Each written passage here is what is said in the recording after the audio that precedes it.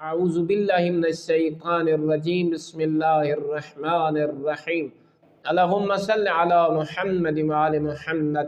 مومنین مسلمین، وہ خوش قسمت انسان جس کا درجہ حضرت ابراہیم علیہ السلام کے برابر ہوگا۔ کون سا ایسا کام ہے؟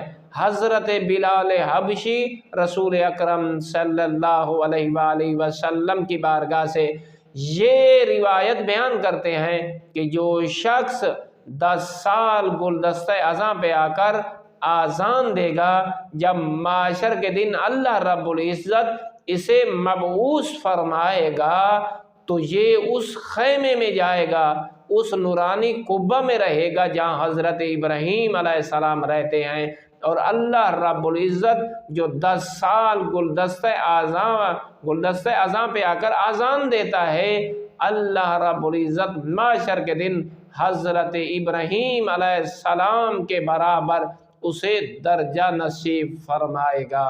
والحمد للہ رب العالمین۔